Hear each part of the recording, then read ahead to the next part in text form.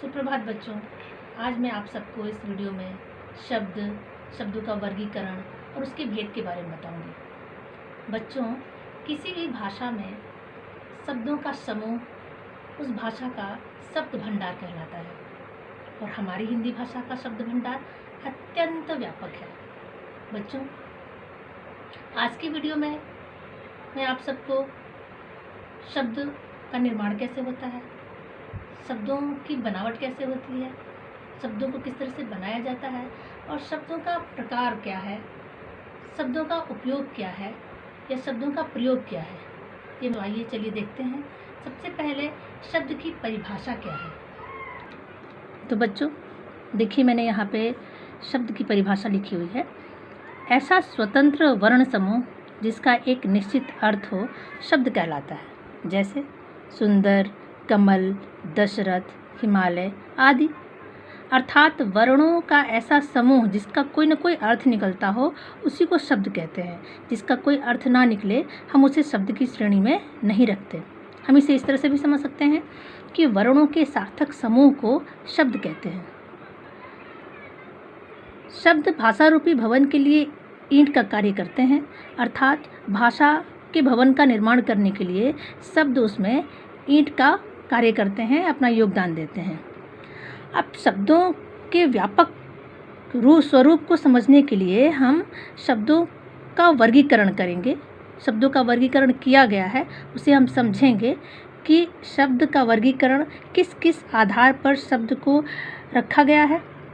शब्दों का निम्न प्रकार से वर्गीकरण किया जा सकता है। पहला है इतिहास, स्रोत या उत्पत्ति के आधार पर, जन्म कहाँ से होता है। दूसरा है रचना या बनावट के आधार पर। तीसरा है अर्थ के आधार पर। चौथा है प्रयोग के आधार पर। और पांचवा है व्याकरणिक प्रकार्य के आधार पर। अर्थात शब्दों का वर्गीकरण 5 आधार पर किया गया है। सबसे पहले हम लोग पहला देखेंगे इतिहास, स्रोत या उत्पत्ति के आधार पर शब्दों के कितने भेद हैं। हिंदी भाषा में 5 स्रोतों से आए हैं। कौन कौन से? पहला है, देखिए मैं यहाँ पे लिखूँगी, तत्सम से। शब्द की जो उत्पत्ति हुई है या शब्द का जन्म हुआ है, जो स्रोत है, उसमें पहला है तत्सम। तत्सम किसे कहते हैं? तत्सम का अर्थ है, तत्सम का अर्थ है उसके समान। उसके समान मतलब उसके समान अर्थात संस्कृत के समान।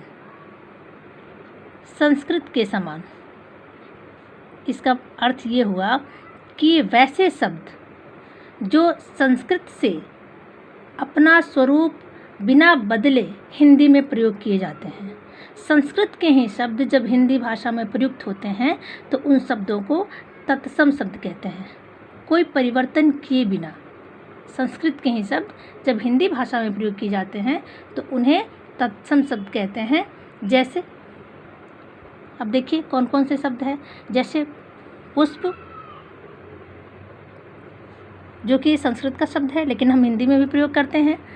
कन्या संस्कृत का शब्द है, हिंदी में हम प्रयोग करते हैं। नित्य संस्कृत का शब्द है लेकिन हिंदी भाषा में प्रयोग होता है। सूर्य संस्कृत का शब्द है लेकिन हिंदी भाषा में प्रयोग होता है। नवीन आदि ऐसे अनेक शब्द हैं जो कि संस्कृत के हैं लेकिन वो हिंदी भाषा में अपना स्वरूप बिना बदले प्रयुक्त होते हैं, इसीलिए उन्हें तत्सम शब्द कहते हैं। दूसरा है, बच्चों आप सबको समझ में आ गया होगा कि संस्कृत के जो शब्द हिंदी भाषा में प्रयोग किए जाते हैं उन्हीं शब्दों को तत्सम शब्द कहते हैं। दूसरा है तद्भव। तद्भव का अर्थ है वैसे शब्द। तद्भव का अर्थ सबसे पहले जानते हैं। तद्भव का अर्थ है उससे उत्पन्न। किससे उत्पन्न? संस्कृत से उत्पन्न, पाली से उत्पन्न, प्राकृत से उत्पन्न, अपभ्रंश से उत्पन्न। अर्थात वैसे शब्द जो संस्कृत, पाली, प्राकृत, अपभ्रंश के दौर से गुजर कर समय के साथ परिवर्तित हो जाते हैं और तब हिंदी में प्रयुक्त होते हैं, उन्हें तद्भव शब्द कहते हैं। जैसे देखेंगे ऐसे शब्द जो संस्कृत, पाली, प्राकृत, अपभ्रंश के दौर से गुजर कर अपना रूप परिवर्तित करके हिंदी में आए हैं, वैसे शब्द तद्भव शब्द कहलाते हैं। जैसे सप्त क्या बन गया? सात बन गया। सप्त जो संस्कृत का शब्द है वो तद्भव सात बन गया, अपना रूप परिवर्तित करके। सर्प जो है वो सांप बन गया। घृत अब घी हो गया है, रूप परिवर्तित हो गया। अक्षी का रूप परिवर्तित होके आँख हो गया है। अब तो ऐसे शब्द जो अपना रूप परिवर्तित करके, जैसे अग्नि क्या हो गया है? आग बन गया है। तो ऐसे शब्द जो अपना रूप परिवर्तित करके हिंदी में प्रयुक्त होते हैं, उन सारे शब्दों को तद्भव कहते हैं। तो बच्चों आपको तत्सम समझ में आ गया, तद्भव भी समझ में आ गया। तीसरा है देशज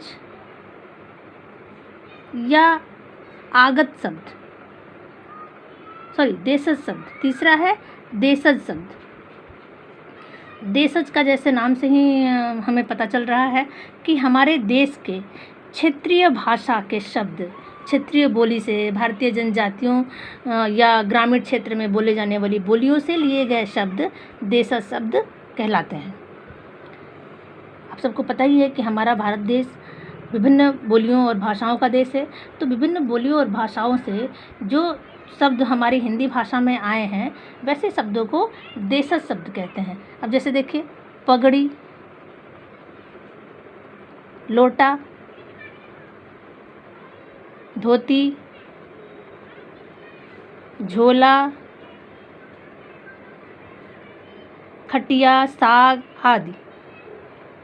खटिया, साग, झाड़ू। अगला है चौथा नंबर, विदेशी या आगत शब्द। आगत मतलब बाहर से आया हुआ, विदेशी शब्द। वैसे विदेशी शब्द जो हमारी हिंदी भाषा के नहीं हैं, जैसे अंग्रेजी के हैं, उर्दू के हैं, फारसी के हैं, अरबी के हैं, ऐसे शब्द जो कि हिंदी भाषा में प्रयोग किए जाते हैं, वो शब्द विदेशी या आगत शब्द कहलाते हैं। जो हिंदी भाषा से नहीं है, दूसरे शब्दों से लिए हुए शब्द हैं, वो शब्द विदेशी या आगत शब्द हैं। अब जैसे स्कूल अंग्रेजी भाषा से है, कॉलेज अंग्रेजी से है, डॉक्टर अंग्रेजी भाषा से है, टेलीफोन अंग्रेजी से है। इन शब्दों को हम हिंदी भाषा में प्रयोग करते हैं। अब देखिए जैसे अरबी से अखबार, जो कि अरबी भाषा से आया है। बाज़ार भी, बाज़ार अरबी भाषा से आया है। कमीज अरबी से है। रेलवे स्टेशन अरबी से है। और शब्द हैं जैसे आल्पीन है, आल्पीन है, ये पुर्तगाली भाषा का शब्द है। अलमारी है, ये भी पुर्तगाली भाषा का शब्द है। कप्तान है, ये भी पुर्तगाली भाषा का शब्द है। बाल्टी है, ये भी पुर्तगाली भाषा का शब्द है। तो ऐसे शब्द जो इंग्लिश से, उर्दू से, फारसी से, पुर्तगाली से या अन्य भाषा से हिंदी में प्रयुक्त होते हैं, अन्य भाषा से आए हैं और हिंदी में प्रयुक्त होते हैं, उन सारे शब्दों को विदेशी या आगत शब्द कहते हैं। पांचवा देखिए, पांचवा है संकर शब्द। संकर शब्द, संकर शब्द वे शब्द होते हैं जो दो भिन्न भाषाओं के शब्दों से मिलकर बनते हैं। दो भिन्न भाषाओं के शब्दों से मिलकर बनने वाले शब्द संकर शब्द कहलाते हैं। अब जैसे हिंदी और संस्कृत भाषा से मिलकर बने शब्द हैं वर्षगांठ, ये संकर शब्द हो गए। उसके बाद है पूंजीपति, देखिए ये भी संकर शब्द हो गए। अगर हम संस्कृत और अंग्रेजी भाषा से मिले शब्दों को देखेंगे तो इसमें आएगा रेल यात्री, अंग्रेजी और संस्कृत, रेल अंग्रेजी, यात्री संस्कृत, ऐसे शब्द संकर शब्द कहलाते हैं। रेडियो तरंग, ऐसे शब्द भी संकर शब्द कहलाते हैं। एक दो और शब्द देखते हैं, जैसे किताब घर। किताब घर हिंदी और फारसी शब्द से मिलकर बना है। किताब घर ये संकर शब्द कहलाएंगे। जैसे थानेदार, ये भी हिंदी और फारसी से मिलकर बना है, ये भी संकर शब्द कहलाएगा। तो ऐसे शब्द जो दो भिन्न शब्द भाषाओं से मिलकर बने हैं वो संकर शब्द कहलाते हैं। तो बच्चों, देखा आपने कि इतिहास, स्रोत या उत्पत्ति के आधार पर, या कहाँ से शब्द का जन्म होता है या कहाँ से शब्द आए हैं, इनके आधार पर 5 स्रोत से हम शब्दों को लाए हैं या 5 स्रोत से शब्द आए हैं। इसके बारे में आज हम लोगों ने जाना। कौन कौन से 5 स्रोत हैं? तत्सम, तद्भव, देशज, विदेशी या आगत और संकर शब्द। बच्चों, आज की वीडियो में इतना ही। आगे के वीडियो में हम शब्द के और वर्गों के बारे में पढ़ेंगे। तब तक के लिए धन्यवाद।